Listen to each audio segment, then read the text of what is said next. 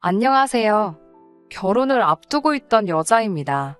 저와 결혼할 남자친구와는 동갑이고 5년 긴 시간 동안 연애를 해왔습니다.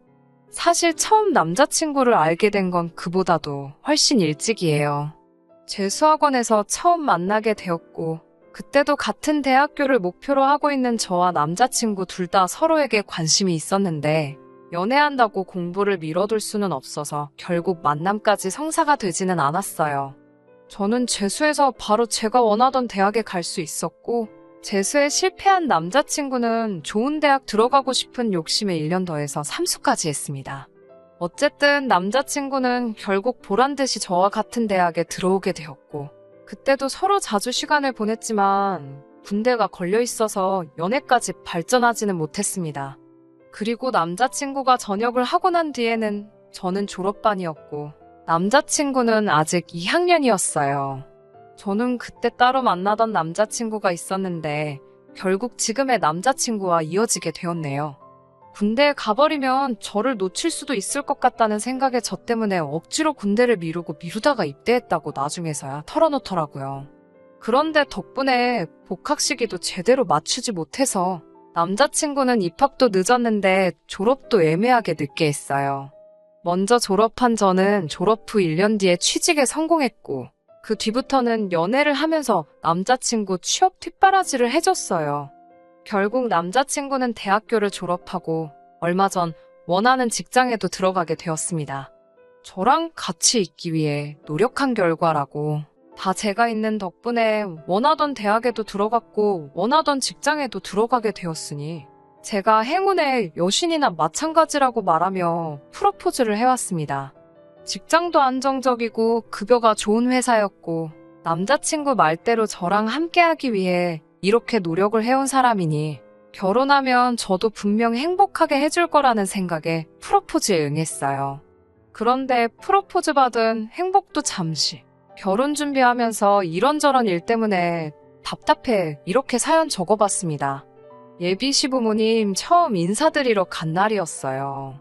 외식을 하면 좋았겠지만 또다시 코로나가 유행을 하면서 방역수칙이 깐깐해져서 예비 시부모님 집에서 만남을 가졌습니다.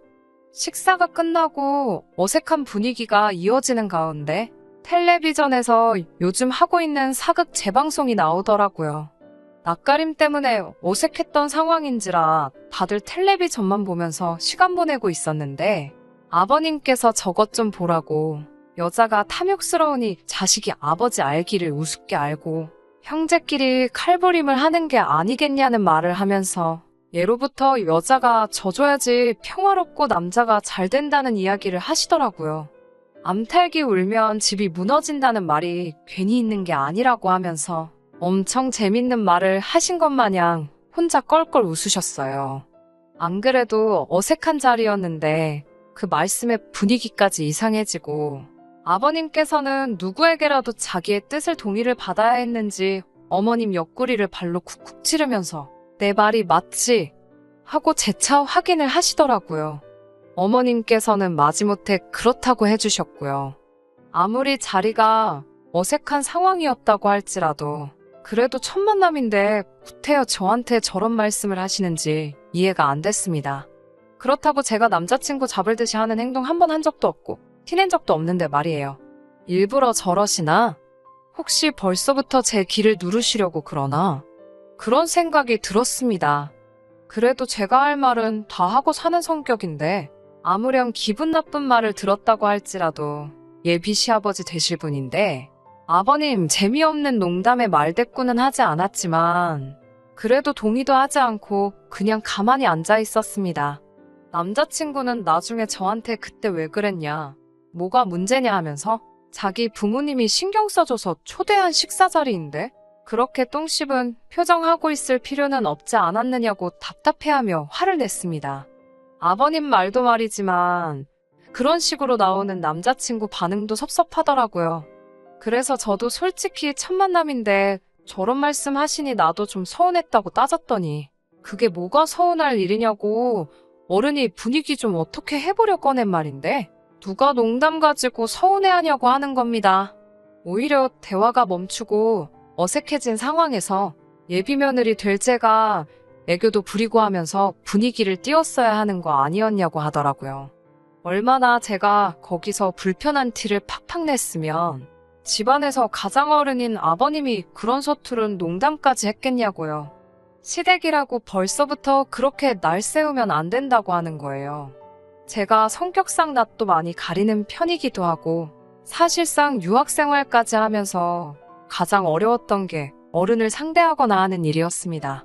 경험이 많지 않아서 그런 자리에서 제가 제대로 행동하지 못한 부분은 인정합니다. 그런데 아버님이 꺼낸 말은 분위기 전환을 위한 농담이라고 생각되지 않았어요. 그리고 아무리 제가 며느리 될 자식벌 같은 존재일지라도 그 자리에서 제가 애교 부리며 분위기를 전환시켜야 된다는 건 아무래도 이해가 가지 않았습니다.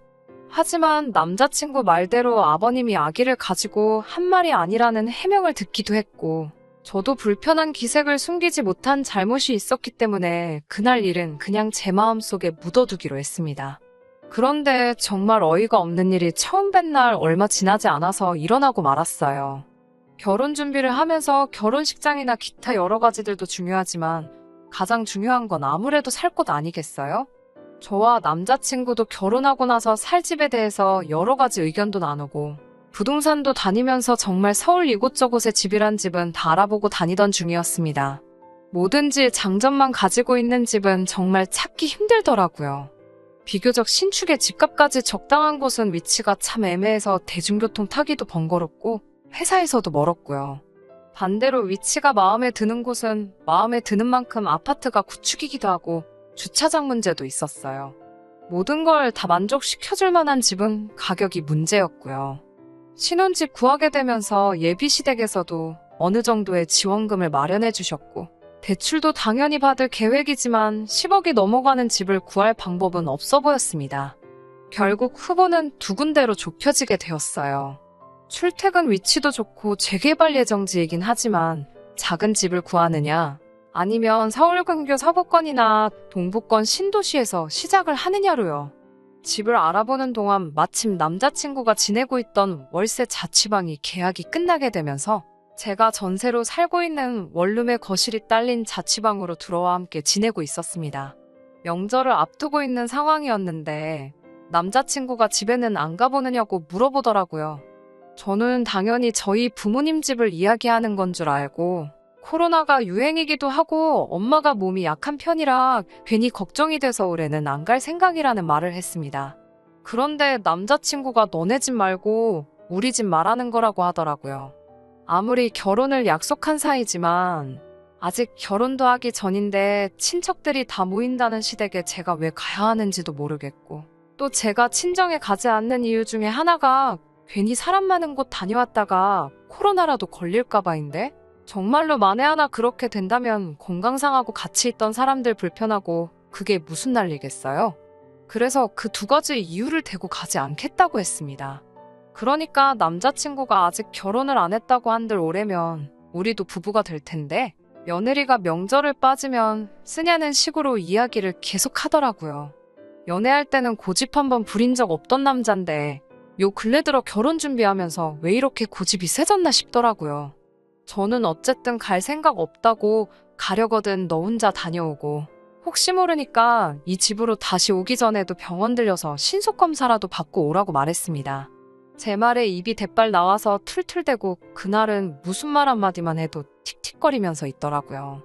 한 번쯤 져줄까 하는 생각도 들었는데 제가 명절에 저희 부모님 찾아뵙지도 않은데 예비시댁이라고 다녀오기도 싫었고 거기 가봐야 명절 준비하느라고 일만 하지 않겠나 하는 생각에 끝까지 거절했어요.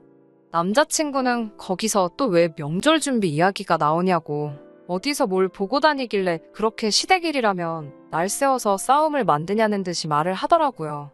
세상 모든 시댁이 10월드가 아니라고 인터넷 속 이야기는 전부 다 사람들 관심 끌기 위해 지어내는 말이라고 하더라고요. 정말 짜증이 났어요. 저는 정말 가야 할 이유를 모르겠어서 가지 않는 거고 몸 생각하느라 못 가는 것도 있는데 남자친구는 자꾸 제가 시댁과 거리 두고 싶어하고 시댁일이라면 그저 싫어서 그런다는 식으로 말을 하니까요.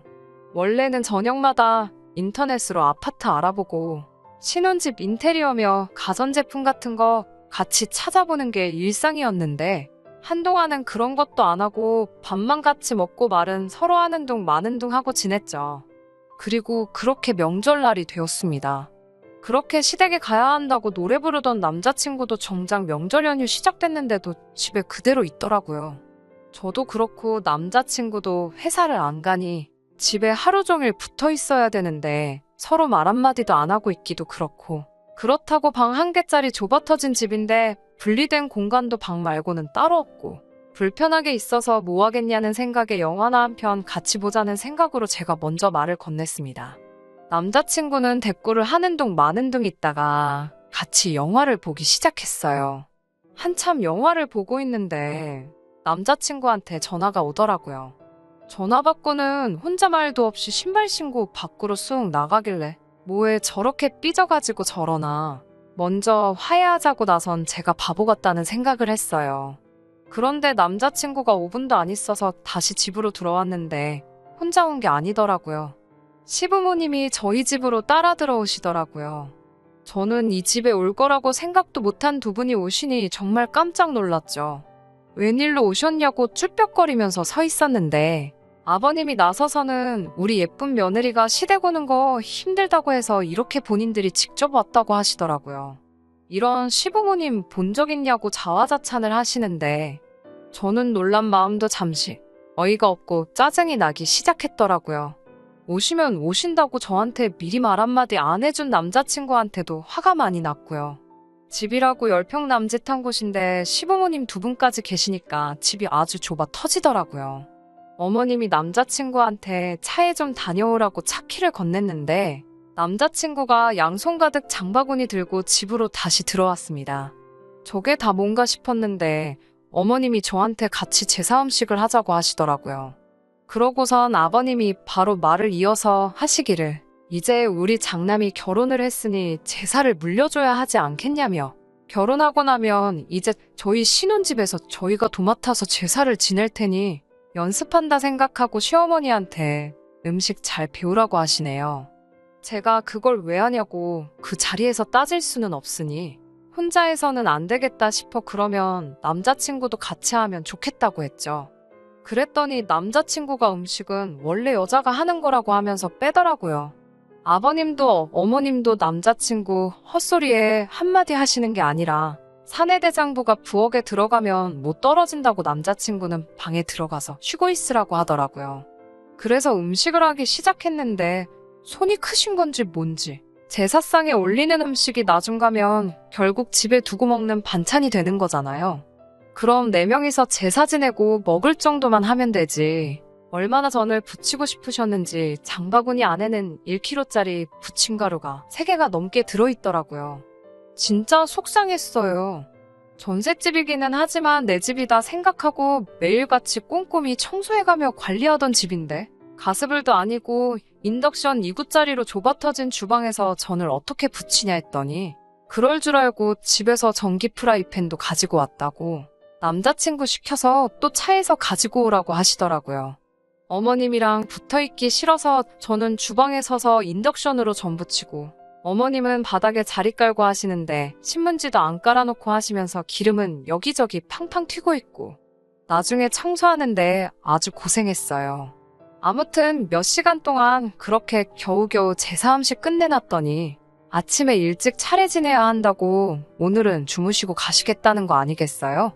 어머님한테 보시다시피 집이 좁아서 주무실 만한 공간이 없다고 말씀드리니 자기들은 거실 아무 데서나 자면 된다고 하시더라고요. 그런데 남자친구가 또 나서서는 부모님을 바닥에서 주무시게 할 생각이냐며 제 방에 침대까지 양보해 드려야 했어요. 그 와중에 아버님은 당연하게 씻지도 않고 양말도 그대로 신으신 채로 침대 위에 올라가시고 정말 미치고 팔짝 뛰는 줄 알았네요. 여기서 끝이었으면 그냥저냥 예비 시부모님 돌아가시고 나서 남자친구한테 한 소리하고 끝냈을 수도 있을 일이었는데 이건 그냥 시작에 불과하더라고요. 다음날 새벽에 어머님이 저를 또 깨우시더라고요. 여기는 주차를 어디다가 해야 되냐고 물으시길래 주차하신 거 아니냐고 물었더니 우리 차 말고 라고 말하면서 친척분들이 오셨다는 말을 하시더군요. 친척들이라니 무슨 소린가 했는데 저희 집에서 차례 지낸다고 시댁 친척들을 여기로 다 부르셨다고 하십니다. 그 소리에 이건 또 무슨 일인가 싶어서 또 표정 관리를 못했나 봐요.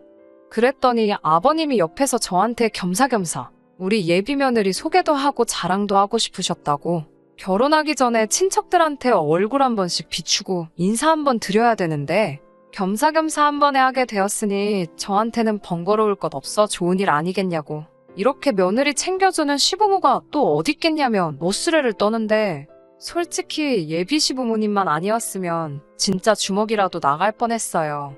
그 시점부터 정말 온갖 시댁 친척들이 하나둘씩 집안으로 들어오는데 써있을 자리도 없을 정도로 정신이 없더라고요.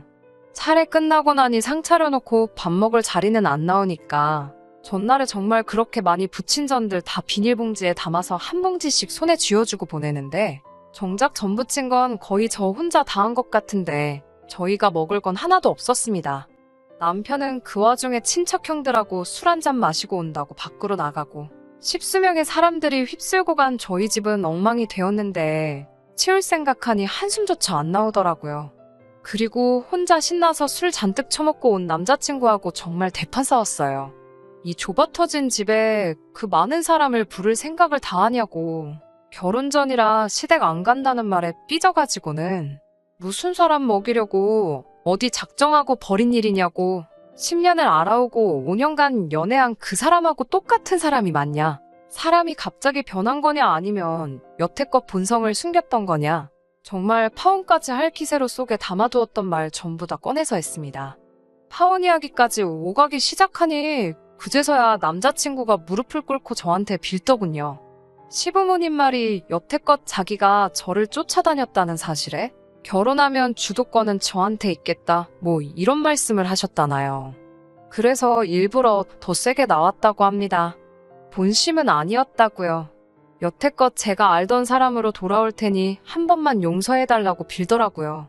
그놈의 정 때문인지 정말 자초지종 처음부터 끝까지 설명하고 싹싹 비는 모습에 마음이 약해져서 사과를 받아줬습니다. 그냥 받은 건 아니에요. 시부모님이 그렇게 나오셨다는 사실이 신경이 쓰였고, 주도권 이야기로 뒤에서 남자친구를 조종했다는 사실은 용서가 되지 않았어요. 어차피 결혼하면 시부모님하고 사는 거 아니니까 적당히 할 도리만 하고 거리 두고 지내면 된다고 생각했죠. 얼마나 아니란 생각이었는지 참 후회가 되네요. 결혼하면 제사 물려받을 생각 없다, 혼인신고는 곧바로 하지 않고 지켜보다가 정말 약속들을 지키고 있는 것 같으면 그때 가서 하겠다고요. 당연히 시댁에 방문하는 건 남자친구 혼자서만 하기로 약속받았고, 신혼집의 경우에는 남자친구의 명의로 해주되 제가 모은 돈이나 친정지원금 한 푼 들이지 않기로 했어요. 친정지원금은 제가 따로 가지고 있다가 혼인신고 올리고 나면 그때가 돼서 남아있는 대출금을 갚든 어떻게든 집에 관련된 자금으로 쓸 테니 명의도 그때 가서 공동명의로 바꾸자고 했지요. 그렇게 폭풍 같은 날이 지나고 남자친구도 다시 원래 모습으로 돌아온 듯 했고, 그 이후로는 예비 시부모님과도 적당히 거리 두고 지내며 결혼 준비 관련된 부분에서만 전화로 이야기한다던가 하는 식으로 지내고 있었습니다. 그리고 결국 파혼하게 되었어요. 바로 얼마 전 이야기입니다. 남자친구가 그때쯤부터 약간 정신 빠져 있고 넋나간 사람처럼 지내고 있었어요. 평소랑 다른 모습에 걱정이 돼서 무슨 일 있냐고 물어봐도 아무 일 없다고만 대답하고 잠깐 괜찮은 척 하고 나서는 다시 또 축 처져 있더라고요. 안 좋은 일이 있겠다는 건 짐작하고 있었는데 이런 일인지는 상상도 못했네요. 휴일날이었는데 시부모님이 또 연락도 없이 저희 집으로 찾아오셨더라고요. 남자친구한테 무슨 일이냐고 따져 물을 새도 없이 들이닥치셔서는 저보고 돈을 내놓으라고 하시는 거예요. 갑자기 돈을 내놓으라니 무슨 일인가 싶었죠. 남자친구는 안색이 창백해져 있고 그제서야 모든 사실을 제게 말해주더라고요. 남자친구가 시댁에서 집 구하라고 지원해준 돈과 자기가 결혼자금으로 모아놓은 돈을 코인과 주식으로 날려먹었다고 합니다. 반토막이 났으면 차라리 괜찮았을 거예요. 그냥 그 돈이 전부 휴지 조각이 되어버렸다고 하더군요. 저도 정신이 아찔해져서 이게 무슨 일인가 정신이 없어 있는데 아버님이 여자 잘못 들여가지고 아주 집안 꼴을 말아먹는다고 성질을 부리시더라고요.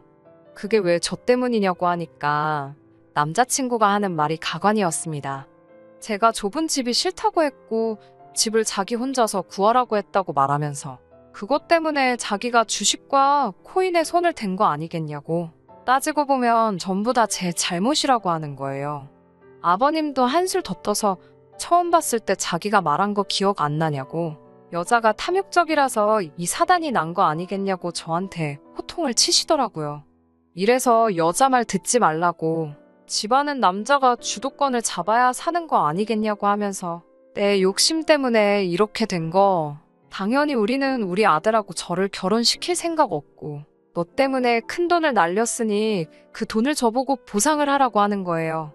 어이가 없어서 진짜.